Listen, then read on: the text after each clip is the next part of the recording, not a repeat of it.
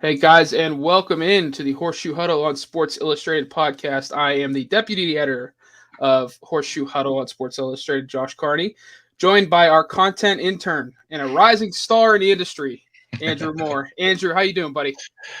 Not too bad, man. It's great to be back. I enjoyed our time last time on the show here, and I'm excited to now we're talking about actual football. We've got a game to talk about, so it's pretty exciting. That's the great thing. We have actual football to talk about. No more speculating on what a lineup could look like. None of that. None of the ridiculous offseason fodder. We have actual football to talk about. Though it is preseason, it's still football. Right. So that's the great thing. And this podcast, we are coming to you on a Monday night, more than 24 hours after a Colts win. So 23-0 and a Super Bowl championship is still on the table, Andrew. So yes, the Colts beat the Carolina Panthers Sunday at Lucas Oil Stadium, 21-18. Quite the preseason-like result there in terms of the scoreline. But Andrew, you were in the stadium on Sunday. What did you see overall? Just give me your 30,000-foot view kind of before we get into the game here. Yeah, well, first of all, it was definitely different from last year, only having about 12,000 people in the stands last year. I would say Lucas Oil Stadium was probably about half full for a preseason game. That's pretty good. And late in the game, I was kind of surprised how many people actually stuck around, because usually people leave around halftime to the third quarter, but people stuck around and they were really excited about this team. There was just an energy in the building. The crowd was a big part of those three false starts right in a row for the Carolina Panthers there in the fourth quarter. So, number one, it was just great to see the fans back there, and I fully expect week one, Lucas Oil Stadium to be just absolutely packed with rabid fans ready to go. Now, as far as the game's concerned, there was a lot to like, especially, I mean, we're going to talk about probably the quarterback position, the wide receivers that we saw, but for seeing the first live game action of the 2021 Colts, I think you have a lot to be excited about, because there's a lot of young guys on this team, a lot of unproven talent on this team that really are getting their first experience in the NFL. So it was a good foundation for those guys to build upon. There's definitely some guys that stood out in the game yesterday, and I think they really made a case for either being on this roster come week one, or at least fighting for a practice squad spot to start the season. So there's a lot to be excited about if you're a Colts fan. I want to ask you from the fans' perspective. Obviously, COVID last year threw everything, up in the air in terms of viewing sporting events live. You've been at training camp. You've interacted with fans, in the last few months. But being back in that stadium as a season ticket holder in your normal seat, what was that like for you, and what was the atmosphere like? I mean, you mentioned there was a palpable energy in the stadium. It played a role in some false starts, but just looking around, interacting with your fellow Colts fan, what was that like for you yesterday? It was a sense of normalcy back in the football stadium. And I think that's something that as football fans, we all really need, because while last year the crowd did its best to be there and help the team, it's 12,000 people is just not 63,000 people. You can't replicate that. Even in a huge game against like the Green Bay Packers last year, where it got considerably loud and you could feel that energy just wasn't the same. Right. But you can start to feel that's coming back. That people are excited to be back at football games. People are excited to root for this team because they see a lot of potential in this team. I mean, obviously the buzz around Carson Wentz. We've got guys, the building blocks of Darius Leonard and Braden Smith signed to long-term deals, and other guys that we're excited about, like Jonathan Taylor and Michael Pittman, to take that next step. This team just has so many interesting storylines around it, and I think the fans are just itching to be really a part of that. That's the thing I've noticed as being at these Colts games, and since I became a season ticket holder, is a lot of the fans that are season ticket holders, they really feel like they're a part of this team, and they're very, very invested in this team. And I think that's what makes the Colts fans so great, is because they are so invested and they are so passionate about their team, and they want them to do well. I mean, you hear people talking about Eason and Ellinger all around the stadium. You hear people talking about Michael Strawn. I mean, how many fan bases are talking about a 7th round wide receiver? So it's just that energy that it brings, and obviously the players feed off that, and that helps not only the defense, which loves it loud, but the offense really relishes in that as well. Yeah. So let's dive into it here. Obviously, the Colts and Panthers, I think, are absolutely sick of each other at this point. Multiple practices in Westfield prior to Sunday's preseason opener. Our Jake Arthur was at practice for a few days there. A lot of fights, not surprising, especially when you're banging your head into the same guy over and over and over again in 90-plus degree weather. But they get on the field for a game on Sunday, and it wasn't pretty early on for the Colts. A couple of broken plays went the Panthers' way, and down 15-3 right before the half, Jacob Eason gets his shot at a 2-minute drive. This is what we've wanted to see. This is what the coaching staff has wanted to see. Eason leads him right down the field. Jordan Wilkins scores from 3 yards out on the ground. It's 15-10. Unfortunately, they let the Panthers go right back down the field, but the Panthers did miss a field goal there before the half. And then in the second half, for me at least, it was Sam Ellinger time. And Sam did very well. He did throw the interception, but obviously the Colts came out on top, largely due to the second half performance, 21-18, as we mentioned at the top of the show. Coming out of this game, all the talk is about the quarterback performance. We have a question already from Matthew Bennington. Thoughts on the quarterback performances? I want to take this as an opportunity here, Andrew, to get into a piece that you did this morning, or this afternoon, excuse me. Colts risers and fallers versus the Panthers. The first one you have as risers, Jacob Eason and Sam Ellinger. Walk us through what you saw with the quarterback performance, and where are you at with these two heading into the second preseason game? I thought overall the quarterback performance was pretty solid. I mean, it probably went as well as we could have expected for these guys. And Jacob Eason, we got to remember, he hasn't had a live NFL snap yet. So both of these guys had their first live NFL game action yesterday. And considering how up and down things have been in practice, they played pretty well. I mean, Jacob Eason goes 15 of 21 for 183 yards. And I think we were talking about this during the game. Jacob Eason was definitely at his best yesterday when he was making quick, decisive decisions and he could just let the ball rip. When he had to sit back there and kind of go through his different reads and really take his time, being hesitant, it kind of reminded me of Jacoby Brissett, honestly. Mm-hmm. And that's when he started to struggle. He held on to the ball too long. He was sacked 3 times. Some of that was on him. Some of that was on the offensive line. Right. But I think overall, when you're talking about that 2-minute drill specifically, Jacob Eason had phenomenal command of the offense there. He stayed very calm in the pocket. He delivered that strike to Michael Strawn. Then he delivers another quick pass to Courtney Davis, and then he also relies on Jordan Wilkins. So if you watch the Colts the past few years, Jordan Wilkins isn't a starter at running back, but you feel good when Jordan Wilkins is in the game because he's the guy that'll just pick up 5 yards at a time and continue to move the chains. Yeah. So I think Jacob Eason overall did pretty well. I mean, the thing that I was most impressed with was that command of the offense and then his touch on those deep balls to Paris Campbell, to Michael Strawn.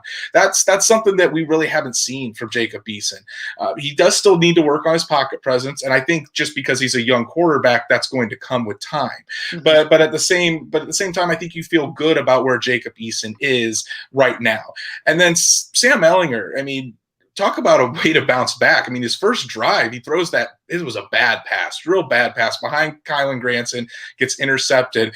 The kid doesn't quit. I mean, he said that he just needed to calm down. He had some nerves. He felt like he was aiming the ball. And once he settled in, then you saw what the Colts have seen in training camp. He delivered strikes down the field, a beautiful deep ball to Tariq Black, and then another beautifully paced ball to Tyler Vaughns in the red zone. He was able to pick up multiple first downs with his legs. That mobility factor is huge. And you saw why the Colts say that Sam Ellinger has that it factor, because he was in control the whole second half and was able to lead the Colts on a game-winning drive to set up that field goal. So overall, I think both quarterbacks can build on that performance, and I think it's a good start for where they're at as they continue to go down the road here towards week 1. Yeah, and I was obviously not at the stadium Sunday. I did watch the game on NFL Network. The thing that irritated me in the pregame stuff was Adam Rank of NFL Network uh, continued to try to make the point that because the Colts drafted Sam Ellinger, it's an indictment of how they feel about Jacob Eason. And, that is just so inaccurate. I don't even know where to really start with it. Uh, but again, I was really encouraged seeing what I saw from the quarterbacks. Eason, I think that's his first game action since January of 2019, maybe December of 2018, depending on when the bowl game was at Washington. He looked timid at times, but Frank Reich and Marcus Brady did a great job scheming up some easy throws for him early on to Desmond Patman, settling him in. He still lacks some of that touch and understanding of when to pull out the howitzer and when to just not. He struggled a couple times with some crossing routes to Michael Strawn. The play that stood out to me, though, wasn't the deep balls to Michael Strawn. It was the play action incompletion to Kylan Granson over the middle. We saw what Granson can be in this system on those crossing routes, beating a safety. Eason put it right on the money. Granson just couldn't finish the play, and it rolled out of bounds. Initially was rolled a fumble, but upon review was an incomplete pass. But it was perfect. I mean, Eason sold play action well. And then he settled in, stepped up in the pocket, and fired a frozen rope right on the money to Granson. That's what I wanted to see. I know he has a big arm. I know he can throw it 100 miles an hour. I know he can throw it 70 yards. I wanted to see that play action where he takes his eyes away from the defense, has to reset, understand what's happening in the pocket, step up and throw, and hit a guy in stride. And it was a fantastic rep. And then obviously the 2-minute drill, he starts off fast with the 32-yard completion to Michael Strawn. And then from there, it was Granson. And then I think there was the pass interference, it was the personal foul on the Courtney Davis catch. So Eason was in command. He never looked like the moment was too big on that drive. And I come away really impressed, and I want to see more from Jacob Eason. But then we get to the second half, and I love Sam Ellinger. Like he was just the quintessential college quarterback. I love what he can do with his feet. He is limited in terms of arm strength.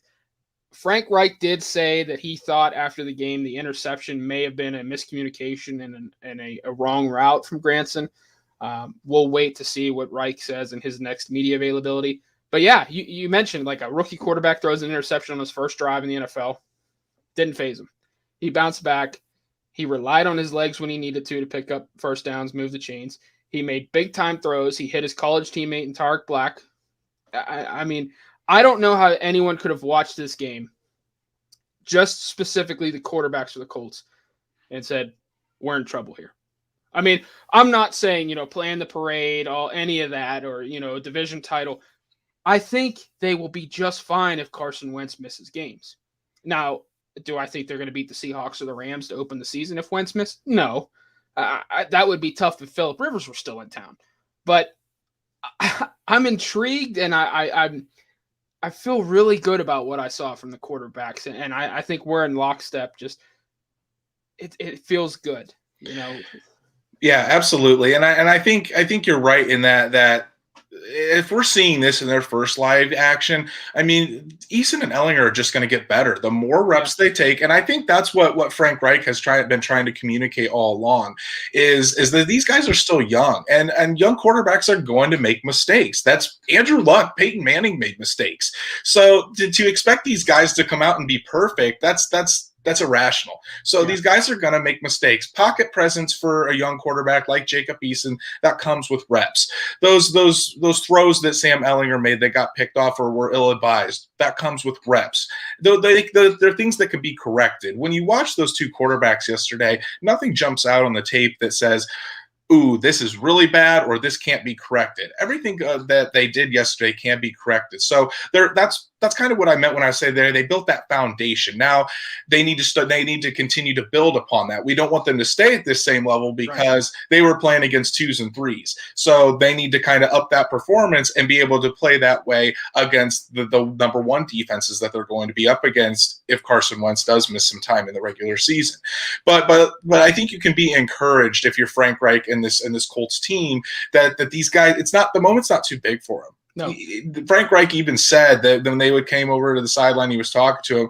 Neither one of them were frazzled. They were able to have a good grasp of the offense, and they took command of it. So I think that's definitely a positive sign, and we'll see how they play up against Minnesota next week, where the roles will kind of be flipped. Ellinger's going to start and play the half. Jacob Eason will come in, relieve him, and we'll see how they stack up next week. Well, and I think too, in past months, you and I have talked offline. Jake Arthur, Zach Hicks have all talked. Ellinger shouldn't be frazzled by the moment. He has 46 career collegiate starts at a premier program. Like, he's seen it all. He's done it all. Granted, it is the NFL, but I don't think he's going to see anything right now that should overwhelm him. Whereas Eason, a limited number of starts in college after leaving Georgia for Washington, and then he sat an entire year, like no preseason last year, took reps strictly in practice, and even those reps were limited as the number 3, and never saw a single snap in game action for the NFL. So I'm glad to see Eason wasn't overwhelmed. I never was concerned with Ellinger, and I think you and I are the same way there. What I am concerned with is your faller from the game, the offensive tackles. I mean, granted, Braden Smith did not play Sunday. Eric Fisher will probably begin the season on the PUP list and will miss the first 6 weeks, I'm assuming. But Julian Davenport, Sam Tevi, and Will Holden were horrendous. Horrendous on Sunday. I mean, Tevi got pushed around in the run game and in pass protection by backup defensive ends in Carolina. Julian Davenport, if he wasn't missing an assignment, guys were blowing right past him and getting into the lap of Eason. And then Will Holden, he had some good reps last season, but man, he gets beat cleanly for a strip sack deep in Colts territory. Granted, Eason has to have better command of the pocket there and feel for pressure, but I'm concerned. I am very concerned. And granted, again, this is the first real action of training camp in the preseason for these guys, but goodness gracious, Andrew. Are we in trouble here? I mean, it's a definite concern because Eric Fisher, there's no around it. There's no if he's going to play week 1. Eric Fisher is going to be out for a few weeks entering the season. And it's going to be one of these 3 that's protecting Carson Wentz or Jacob Eason, Sam Ellinger, whoever it is, going to be protecting that blind side. And Quentin Nelson is while he's injured and maybe on track to play week 1, we'll see, he can only do so much to help out that left tackle position.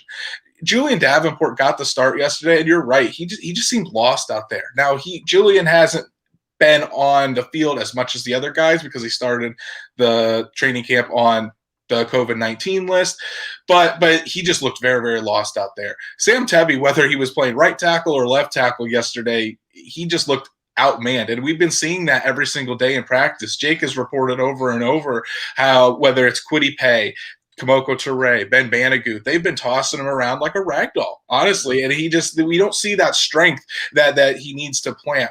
And Will Holden, he was actually my favorite to take the starting spot over Sam Tevi because in that limited action against the Pittsburgh Steelers, while he didn't play great, I thought he played well enough that he could be somebody that could fill in a pinch. And I just wasn't impressed with Sam Tevi's tape. And Will Holden, like you said, gave up the strip sack. He had the holding call that stalled the drive. So really none of those guys performed. And I think you have to be a little bit concerned if you're the Indianapolis Colts in the fact that one of the most important positions on the offensive line, you don't have a firm answer for it until Eric Fisher gets back. And we thought that Sam Tevi would be a respectable swing tackle. We thought Will Holden, the holdover for last year, would be able to handle it. And so far they haven't shown that. And they've got to figure that out quick. Otherwise, that's going to be a huge concern. And obviously, the Colts can do stuff to help that out by putting Jack Doyle and Mo Alley-Cox in there, two great blocking tight ends to help chip and help them out. Quentin Nelson comes back. That's obviously going to be a plus for that left side. Ryan Kelly is supposed to be coming back. So they're getting guys back on that side, and they can do things to help out that position. But there are going to be times where that left tackle position is expected to go one-on-one and hold up. And as of right now, I'm not very confident that Will Holden or Sam Tevi or Julian Davenport, for that matter, who I put a distant third in that competition, are able to do that. Yeah, I think this is a position that when it comes to cut down to that 53-man roster, I think that Chris Ballard is going to go outside the organization to try and find a veteran, maybe a veteran surprise cut or flip a late round pick, because this can't continue. D-line videos on Twitter posted the clip from practice the other day of Tevi against, I believe it was Kamoko Toure. And Toure's not a big power guy. He's more finesse, speed around the corner. Toure put Tevi on his butt just with a long arm. And that, it's great to see from Toure. Like, all right, we may have something there at defensive end. Sam Tevi is not it. And I am guilty of pushing this all off season. The Colts will be fine. He's a veteran with more than 2,500 career snaps. Like, they saw something. It'll be okay. It's not going to be okay, Andrew. Like I'm concerned big time. Julian Davenport's not making this team, period. Will Holden will probably make it, but he is clearly overmatched. And as our friend Zach Hicks has said in multiple Slack messages, he's terrible. And I think it's accurate. The Colts and this fan base has to hope that Eric Fisher, when he comes back, is Pro Bowl caliber Eric Fisher, because if not, I don't know what they're going to do. You can scheme up your offense and your pass protection to hide a left tackle, but you don't want to be doing it every single time you drop back to pass. And I'm worried. But again, it's the first week of preseason. A lot of starters were missing. Obviously, Quentin Nelson sat out. Ryan Kelly sat out. Braden Smith sat out. Mark Lewinsky sat out. So not a great read overall on the starting offensive line, but yeah, the tackles were turnstiles, and you never want to say that about bookend tackles in a game. So, Did you want to add to something there? I think that's going to be a big component of it. Is Frank Reich? It's going to be a lot on his shoulders to kind of hide that left tackle position. And we also got to remember Carson Wentz we're still trying to get his confidence back.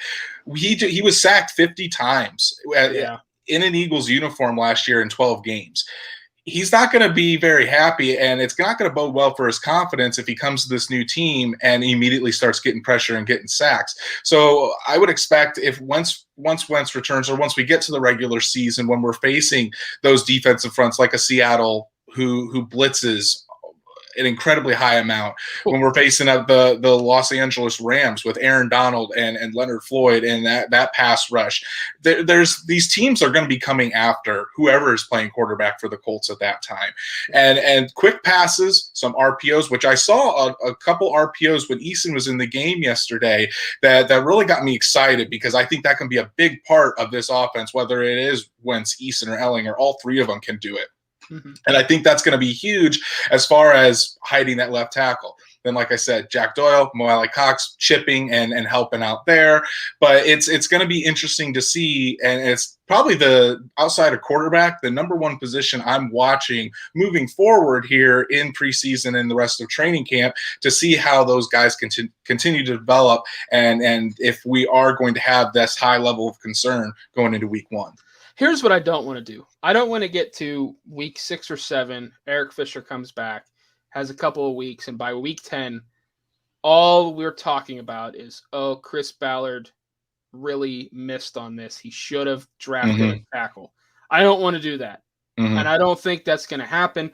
But the off chance that Fisher is never the same, the depth is horrendous, that I'm afraid that if that's the worst case scenario, that's all we're going to hear about is Ballard missed the mark by, going all in on a franchise quarterback in Carson Wentz, and he didn't address the most important position outside of quarterback. So it's terrifying. And our good friend and huge supporter of the show, Kyle Stewart, does check in here. Legitimately concerning. Kyle, I think everyone here at Sports Illustrated and Horseshoe Huddle is with you. I wish you could have been a part of the Slack content channel yesterday. It was a nightmare. But I want to go back to winners here, Andrew. You have two young receivers that really turned heads yesterday. One continues a good trend, and another one kind of woke people up. Two winners that you have, wide receiver Mike Strawn and wide receiver Tariq Black, who way back in April or May, I did a story that said Bleacher Report named Tariq Black the Colts sleeper UDFA. He sure looked like a sleeper yesterday. Yeah, he did. And the thing that's working against Black is this Colts wide receiver group is just so stout. I mean, you've got four guys that are guaranteed to make the roster in T.Y. Hilton, Michael Pittman, Paris Campbell, and Zach Pascal. And then with Mike Strawn and him coming along, I mean, who would have thought that a 7th-round pick would get this much noise in training camp? And we always said, like, okay, well, he's doing it in practice, got to show it on the field. Well, he certainly showed it yesterday. I mean, this guy is a big 6'5", 225-pound receiver. And Chris Ballard told us he's not as raw as people think, and he's proven to be right once again. He went out there and he used his body to make good route decisions on slants, on those outs. He was very acrobatic in the air, going up and getting those jump balls. We saw it yesterday in the game, and we've seen it in training camp. I mean, in one of those joint practices, Mike Strawn was double covered, and Ellinger still zipped the ball right to him, and he came down with it. So Mike Strawn is going to be a problem. And I think he went from a fringe roster spot for me, fighting with Desmond Patman, to as of right now, pretty much locking up that wide receiver 5 spot. So, and then when you talk about Tariq Black, I think if you're fighting for that number 6 wide receiver spot, for me, and I think what the Colts really look at is their ability on special teams. So that gives it down to guys like Ashton Dulin, who, although he's been out with a hamstring injury, he's one of the Colts' best special teams players, and he's a fantastic gunner. You talk about DeMichael Harris, another gadget guy who can play special teams in that gunner spot. So while Tariq Black, he showed great promise yesterday in those deep routes. He caught a couple slants. So he was a very proficient route runner from what I saw. And I think what the Colts might do is, if they can, try to stash him on the practice squad, because if we know the Colts, we know that one of the wide receivers is going to get injured throughout the year. And I think Black could be a guy that if you stick on the practice squad and protect him, Desmond Patman, those are two guys that you could see get on the active roster and really be somebody that can have an impact in the middle of the year if one of the wide receivers goes down. So he had a really good start. It certainly helped that he had some chemistry with Sam Ellinger as they were at Texas together, and that certainly showed on the field as well.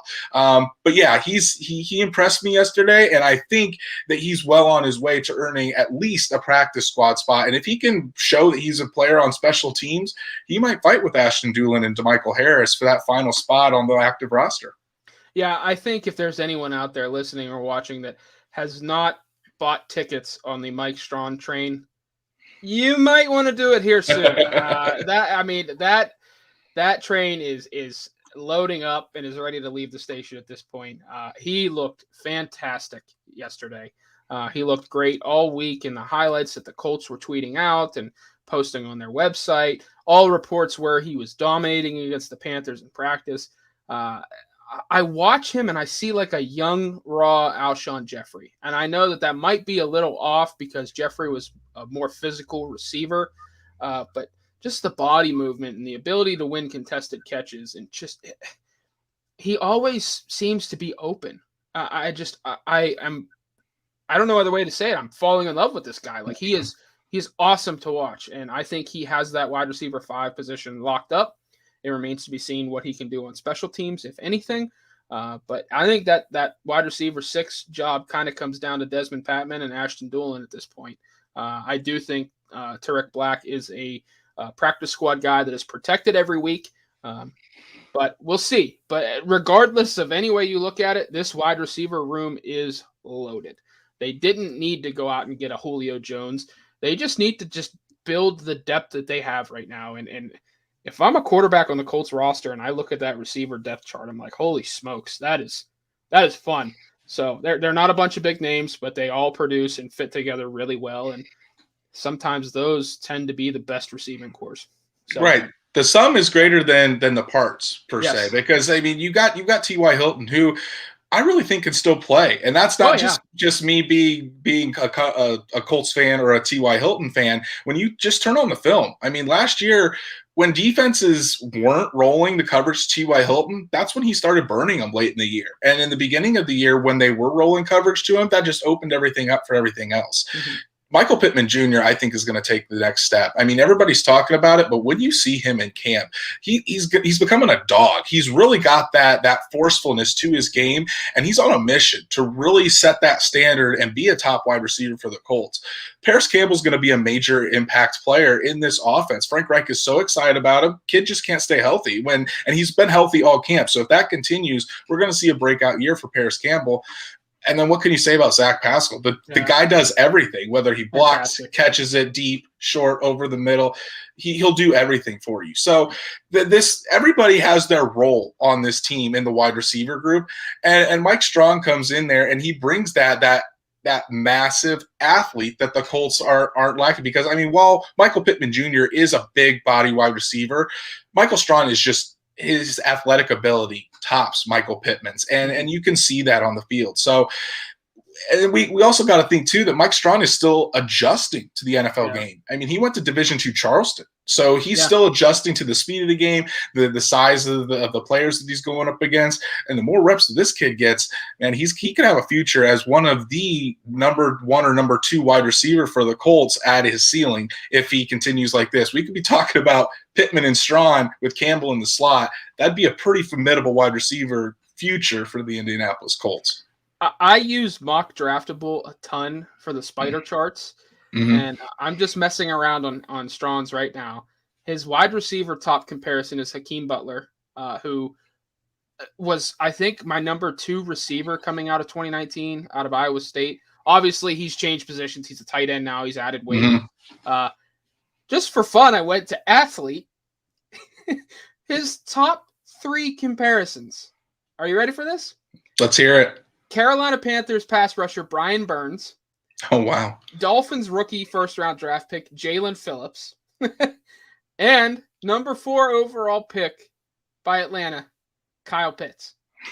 Wow.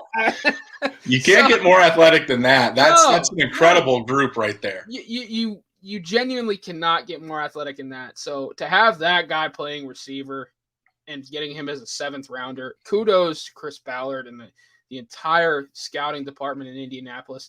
Quite defined. It remains to be seen how he will look against ones. We have to put that caveat in there. Oh, yeah. But he cooked Xavier Rhodes in practice all month, pretty much.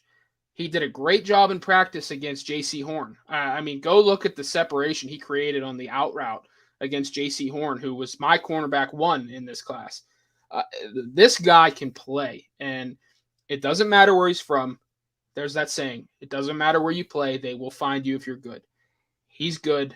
He's showing it. I want to add one more thing about the offense before we flip to defense. Man, it was great to see Marlon Mack healthy. Looks like he hasn't missed a beat. Looks like that Achilles isn't bothering him. He looked fast. He looked to break runs. He ran with power at the end of runs. Fantastic. I love that guy. He has some of the best tape I've seen a running back coming out of South Florida. I'm a huge Marlon Mack fan. It was fantastic to see him healthy. What was it like in the stadium for fans when he got that first carry? It was pretty electric. I mean, you heard people talking about when we saw that vintage Marlon Mack. I mean, that patience in his running style, and then that quick burst and him to just run through the hole as soon as it opens. Marlon Mack has that sense, and it's almost like a sixth sense where you don't the hole isn't there, but he knows where it's going to open, and then as soon as he hits it, it's like Moses parting the Red Sea. He just darts right through it, and I think it's really. I think Marlon Mack's presence is just huge in this offense. And I mean, I know we always talk about Jonathan Taylor, and deservedly so. We talk about Nyheim Hines and his versatility, deservedly so. Marlon Mack is the forgotten man a lot of times, but Marlon Mack is going to have a great season, I feel like. And the way that the Colts use their running backs, keeping all three of those guys fresh, it's like pick your poison. Do you constantly try to stop Jonathan Taylor? Okay, well then here comes Marlon Mack, or here comes Nyheim Hines. So their Colts are really going to wear down defenses on the ground, and that's what Frank Reich wants to do, because when you do that, opens up play action game for Carson Wentz to hit T.Y. Hilton, Paris Campbell deep, to give it off to Michael Pittman to let him go for a big run. When you have just so many options in the running back field, and you don't have to run down on one guy, and it keeps all the guys fresh, and it allows you to really preserve that running back group for when it really matters in December and January, where we really see the best running teams have the most success. So Marlon Mack looked great yesterday. I tweeted out that the old Marlon Mack is all the way back. And I think just by splitting up the carries and with the Colts continuing to ride the hot hand, it might not be favorable for fantasy owners drafting the Colts, but the Colts on the field, they're going to see quite a bit of success with that running game. Yeah. We transitioned from one guy coming back from injury to a couple of guys on the defensive side of the ball that suffered injuries on Sunday. Veteran cornerback TJ Carey went down with a knee injury, had to be helped off the field, but looked like he came out of the blue tent with the trainers. They took his helmet away. He was done for the day, but I think he was walking around the sideline the rest of the afternoon. And then Marvell Tell III went down with a groin injury. I don't think there's any cause for concern there overall, but this defense gave up some big plays yesterday. It is the preseason. Plays will happen, but it was a bit concerning seeing Julian Blackmon and TJ Carey chasing Terrence Marshall Jr. 60-some yards down the field on a broken play where nobody was within 10 yards of the rookie when he caught that pass in space. So what did you see from the defense? And again, caveat, a lot of the ones were sitting for this game. Mm-hmm. Yeah, that cornerback 3 spot, that other outside corner spot opposite of Xavier Rhodes, it's still wide open. I mean, we saw early in camp, Rock Ya-Sin was the one that was there. Rock Ya-Sin's had an up and down camp, which isn't what we wanted to see. Personally, I would have loved to see Rock Ya-Sin really take over and take charge of that at outside corner spot. He really hasn't done that. When TJ Carey came off of the COVID-19 list, he was the one that kind of assumed that role. And on the Colts unofficial depth chart, he's listed as the starter at outside corner. But then he gives up that huge play, that broken coverage that really a veteran like TJ Carey should never give up. Julian Blackmon had to chase him down, and he goes down. We thought Marvell Tell was going to be a guy that really pushed for that outside starting spot. He really hasn't done anything significant in camp. So that spot's still wide open for the taking. And it's begging for somebody to really step up and take that position by the horns. So you want to see Rock Ya-Sin. I think all Colts fans would love to see Rock Ya-Sin take it because he is a young guy. He is still developing, and then he could be a starter at corner for years to come. But if he doesn't, then that's just another hole that Chris Ballard and this team have to fill.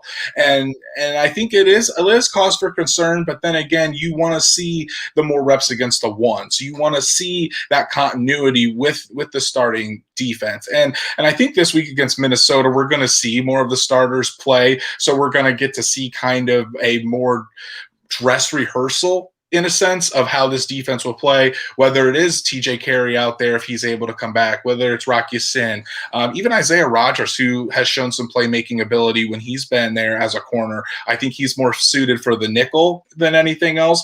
But they've given him shots at outside corner as well. So I think that was my main takeaway from the cornerback position is you want to see someone really take that and step up in that position, because that's a huge position in this defense. And guys and offensive coordinators and quarterbacks are just going to pick on that same side if they don't figure this out. So it's definitely something to watch as we move forward.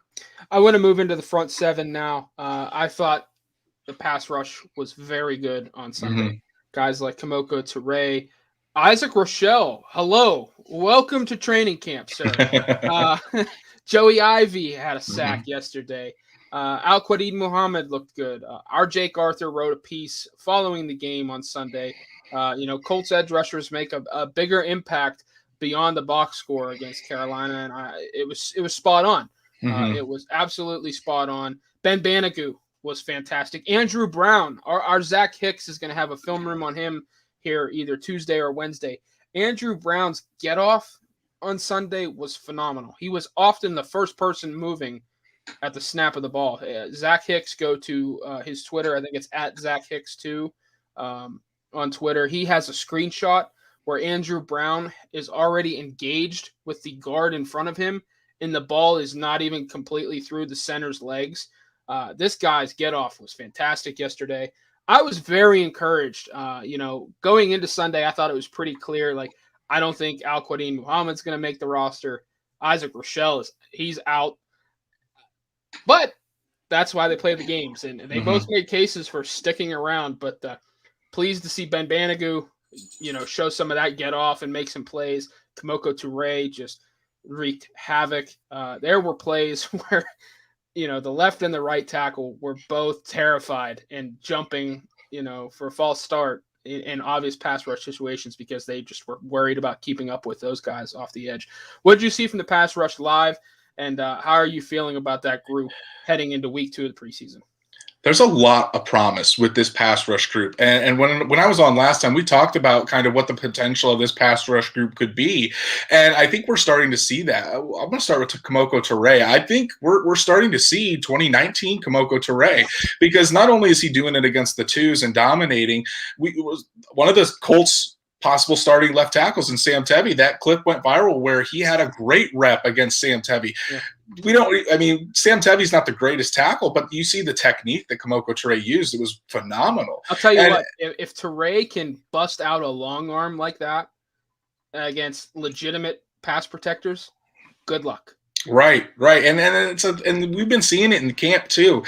When they're deploying their sub packages or their third down NASCAR package, you've got Kwity Paye, DeForest Buckner, and Tyquan Lewis go inside, and then you have Kamoko Toure on the other outside end. I mean, good luck blocking that. And so I really think that was a plus. And then Ben Banigou, he was a guy that I didn't know was even had a chance to make the roster, because when you're a second-round draft pick and then in your second year you're a healthy scratch for 7 games, it's not a good look. And a lot of that starts in practice. The Colts like to play the guys that practice hard and show it in practice. Well, Ben Banigou has gotten that now, and he worked with DeForest Buckner all off season. Kind of just developing that get off and really honing in his skills as a practice player too. And we've seen that. Jake Arthur, it seems like every single day, is reporting Ben Banigou's getting a sack in training camp. And while he didn't get a sack on Sunday, you saw that burst. You saw him record those pressures. And if you're a pass rusher, and if you know how pass rushing works, it's not all measured in sacks. The quarterback hits, the pressures, those all add up. And he was the one that recovered the fumble to end the game yesterday. Yeah. So it's great to see those guys. Andrew Brown, I think right now he could be a shocker. And if he keeps playing like this with Taylor Stallworth still on the mend with that hamstring injury, if he keeps putting together impressive performances like this, especially once the Colts start playing teams where they're going up against starting offensive linemen, Andrew Brown might push for a roster spot and compete with Taylor Stallworth. So it's good to see this young pass rushing group, who we definitely had questions about, start to come into their own and start to have success, not only in practice against their own teammates, but when we see them going up against another team like the Panthers, going up against their offensive line as well.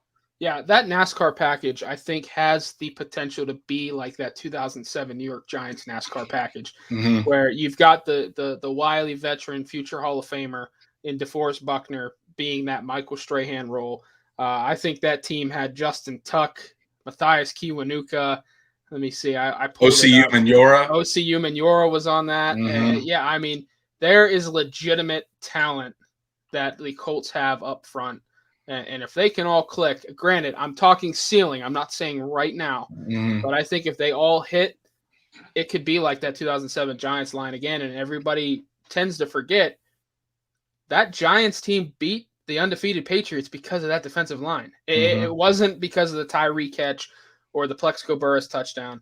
That defensive line got after Tom Brady all night long. And I think in obvious passing situations, if the Colts can turn to a group like that and get pressure with 4, I don't know how this defense is in the top 10 in the NFL. So these guys are all young too. I mean, DeForest Buckner's the oldest guy along that defensive line. So it's pretty crazy to see how these, I mean, we're starting to get into year 3 and year 4 for guys like Ben Banigou, Kamoko Toure, Tyquan Lewis. That's when these pass rushers really take off. And then you add in Kwity Paye, who's looked dominant in camp already as a first-round pick.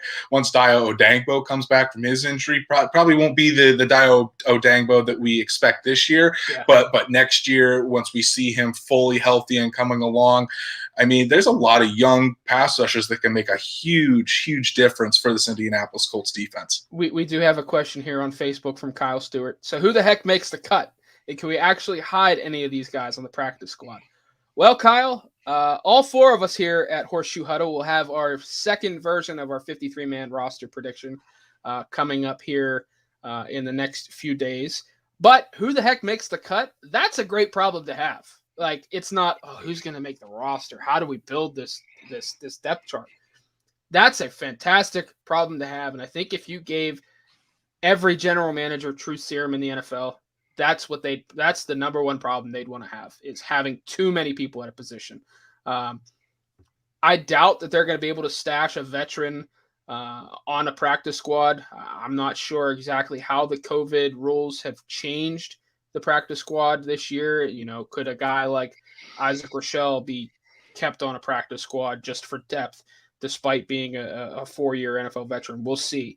But that's the problem you want to have at positions. And the Colts went from it being a clear, obvious weakness to it could be a strength, depending on how it develops. Injuries, all that. So I do want to move to the linebackers now. Zaire Franklin. I think people know at this point I am very biased towards that man. I covered him in college at Syracuse. He is one of the nicest athletes that I've ever dealt with, and he is just an outstanding leader. He looked so incredibly fast and explosive on the field Sunday in the first half. I'm so excited. I hope he gets the starting job. I hope he runs with it. That guy can flat out play. What did you see from Zaire Franklin in stadium, and where are you at with him? It definitely was important to see him play in that role, because with the second team defense, Zaire Franklin was the main guy. He was the guy making sure everybody was lined up correctly. And you're right, he was flying all over the field. Zaire Franklin and I think EJ Speed would be the other guy who are fighting for that starting Sam linebacker position.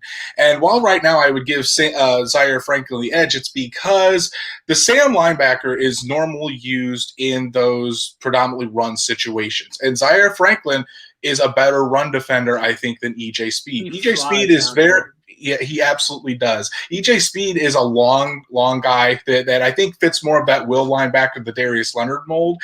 But I think when you're talking about a run stopper, you want a guy like Zaire Franklin, because he's stout, he's a thick guy, and you're exactly right. He runs downhill and just hits you square right, and he's a great tackler. So I think Zaire Franklin, if he can be that Sam linebacker, as well as continue being a captain and a core special teams player, Zaire Franklin is one of the best special teams players on this Colts team. And he's really that leader of the special teams group. So he's multifaceted in that way. So I think as of right now, you'd have to say Franklin is the leader for that Sam spot, but EJ Speed's had a good camp as well. I don't want to diminish him at all. I think when he's came in for when Darius Leonard was out, I think he played very well in his stead, and I think EJ Speed is pushing for more playing time in the Colts defense as well. Yeah, obviously Franklin's going into the final year of his deal. I think it's a no-brainer. He gets an extension at some point, or at the very least gets a new deal prior to hitting free agency. I genuinely love that guy, and I'm rooting for him to get an opportunity to be a starter in the NFL on a good defense. And I think he is taking the opportunity and running with it.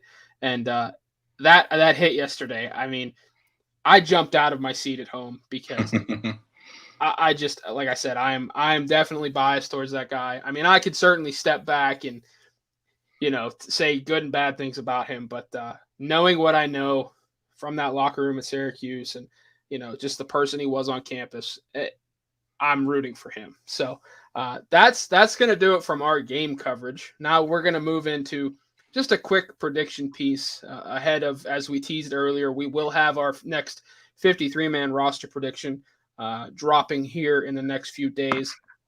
The Colts have to cut down from 90 to 85 by 4 p.m. Tuesday. Now, I don't like the idea of cutting from 90 to 85 because, quite frankly, what's the point? Like, why don't you just carry the extra 5 until final cutdown day? Alas, that's how the NFL schedule broke out. But we're going to take our shot here in the next, 5-10 minutes and predict the 5 cuts. So, Andrew, why don't you go first to give me the first guy you think gets the axe? So I think when you're talking about the Colts tight end group, is where I'm gonna start. They've got a lot of tight ends, and really in my final roster prediction, I only have 3 of those guys making it. So I think a guy that they just signed, Graham Adamitis, he's a guy that's going to get cut. I think because the Colts have shown that there's other tight ends even behind the top 3 that have shown out, especially Farrod Green. I think he's been a top target of Sam Ellinger, but I think he is a target or one of the guys that I don't see making it past this original cut of 5. Yeah, that's honestly where I went as well. I've got a couple from that position that I think get the boot. So obviously Adamitis is my first cut. My second cut is a former Hard Knocks darling, Andrew Vollert, who had some choice words for then Chargers head coach Anthony Lynn. I think he gets the boot as well here in this cut down. Andrew, who are you kind of eyeing as that second cut? Yeah, I'm gonna go with Vollert as well. I mean, the tight end group for the Colts right now just has a lot of bodies on it, and that's where you can make these easy cuts because there are guys that aren't going to make the roster, and there are guys that are on the fringe, and these guys we know they're not going to make the roster. Probably for my third cut, I'm going to go with the linebacker Curtis Bolton. He was recently signed to the Colts, but again, the linebacker group for the Colts is pretty much set. I think I got 6 or 7 guys that are right there that are going to make the roster, and Curtis Bolton, I think he misses the cut. I actually went linebacker, but I cut Malik Jefferson. I just think that obviously I think they like something in Bolton. Jefferson, I don't think he makes the roster. And I think from the Colts perspective, you want to elevate him. You want to elevate Bolton ahead of Jefferson and see what you have in Bolton in the preseason. So my third cut would be Jefferson. My fourth cut, I'm cutting Zach's favorite position. I'm cutting Eddie Pinheiro. I'm cutting the kicker, Eddie Pinheiro. We know who the kicker is at this point. So use that roster spot to see what else you have across the board. Pinheiro can find a job elsewhere at this rate. I'm giving him the boot. Who is your fourth cut? My fourth cut's going to be Nick Nelson, a defensive back who really, I mean, again, we're right now we're kind of going through those spots where we know who the core guys are, and I think Nick Nelson, whether he plays safety or corner, he's got quite a few guys ahead of him currently. So I think he will be one of those 5 guys that are cut. And then for my fifth one, this one was tough for me. I think that the Colts will keep Pinheiro throughout the preseason just to kind of make sure Hot Rod stays on top of his game. But Chris Williams, the defensive tackle, I think that of the guys, I mean, we saw a lot of good defensive lineman performances, and Chris Williams wasn't one of them. So I think he's pretty expendable. You want to see guys like Andrew Brown get more snaps, guys like Isaac Rochelle get in there.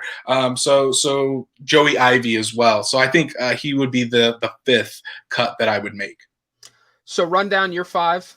because my fifth was Nick Nelson. So just for viewers, run down your five. You had So mine was Automitis, Vollert, Nick Nelson. Then I went Curtis Bolton, and then we're gonna go with let's see, Chris Williams. Chris Williams. That's right. So. Yeah.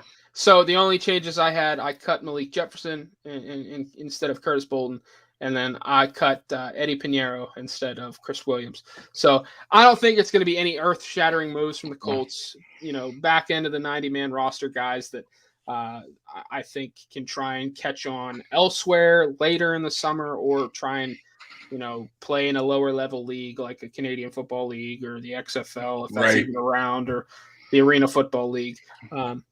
So there will be some transactions coming, and then myself, Andrew, Jake, and Zach will all have full 53-man predictions here in the next few days, and then we will have all the coverage in the world possible leading up to the next preseason game, which I believe is Saturday in Detroit at Ford Field. In Minnesota. Yep, okay. There you go. Why did I say Detroit? But, so in Minnesota against the Vikings. So Ellinger will start and Eason will get the second half. It'll be interesting to see how Ellinger performs with the quote-unquote ones. But, lots to like coming out of that game, Andrew. I'm sure we're going to have a lot coming readers' way here on the site moving forward the rest of the week from that game, and then previewing Saturday's game. So great job tonight, man. Yeah, absolutely. It was fun to come on and talk some more football. Like I said, it's fun to talk about actual football now. Yeah. And now we're starting to see all the talk about these young quarterbacks. Now it's time to see them start building their performances there. Offensive line, wide receiver, really every position on this Colts team still has intriguing storylines following it. So definitely follow along with us here as we talk about training camp in the next few days, and then especially on Saturday when the Colts head on up to Minnesota. Yep. So you can read Andrew's work and my work, as well as Jake and Zach's, on Sports Illustrated at Horseshoe Huddle. You can follow us on Twitter at SI_Colts and at Colt Maven. You can follow Andrew on Twitter at Andrew Moore SI right there. And you can follow me on Twitter at by Josh Carney, again, right there underneath my face. Please follow, rate, review the Horseshoe Guys podcast anywhere you get your podcast, preferably on Apple Podcast. That's just me. I'm an Apple product guy, but anywhere you get your podcast, please follow, rate, review, subscribe to us on YouTube, on our YouTube page, and just thank you all for the support so far. We are super excited for the start of the 2021 season. As soon as we are done with these preseason games. But that will do it for tonight here this Monday night. Again, Andrew, thank you so much. To all that watched and interacted, thank you as well. And we will catch you next time.